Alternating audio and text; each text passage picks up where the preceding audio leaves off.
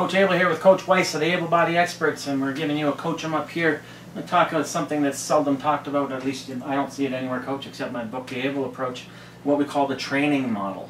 And the training model has basically 5 consistent points to it where coaches and trainers can use the training model to help determine where roadblocks lie in terms of progress for clients. So the 5 points are effort, training strategy, work capacity, recovery capacity, and internal biochemical and hormonal environment. So that's effort, training strategy, work capacity, recovery capacity, internal biochemical hormonal environment. And basically this gives a nice model that coaches and trainers can use to determine wherein someone may be missing their goals. For instance, internal biochemical hormonal environment, medications that someone's on can affect or influence their progress. Women taking the pill, for instance, estrogen levels increase cortisol, make it easier to keep fat or gain fat, that kind of thing. You know, certain antidepressants and stuff like that as well. Yes, antidepressants definitely can have an effect. Effort. A lot of people think, you know, an hour of cardio on the bike, you know, they're going to lose fat and they're going to get a hard-looking physique. So they're applying effort, but it's misapplied. So what we call the training model is just a nice, again, it's a model. It's a way to conceptualize and view a client or view a trainee, view an athlete, depending if you're a coach or someone wanting to get assessed. It's a nice way to, an assessment tool to use.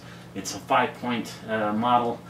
Again, you can find out lots of detail about that in my book, The Abel Approach, but it also explains again why programs need to be contextual and they need to be individually applied. Coach?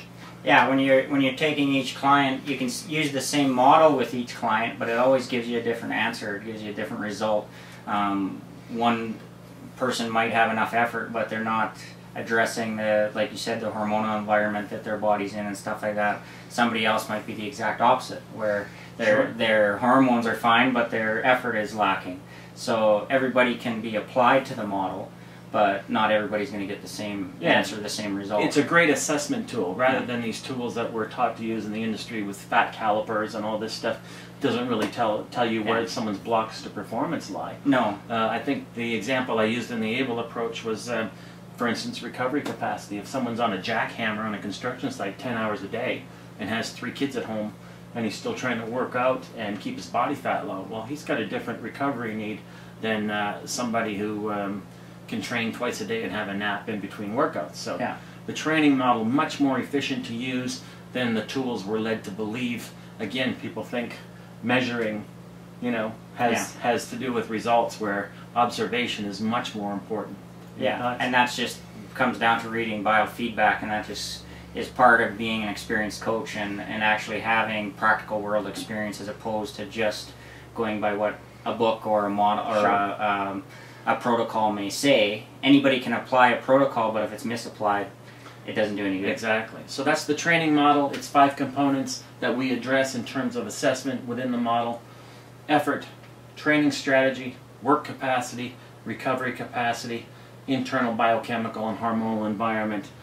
That's what expertise should be about, is proper assessment, which has less to do with measurement, more to do with observation. And this has been a Coach 'em Up on the training strategy. For more in-depth, I believe I have a chapter of that in the book, The Abel Approach. Any final thoughts, Coach? No, just that if you haven't read The Abel Approach yet, this is just a very small part of it, so maybe get a hold of that book, and a lot of the Coach 'em Ups that we're talking about, goes into a lot more depth in a lot of those topics. So check it out and learn about the training model and learn the proper assessment tools to gauge progress.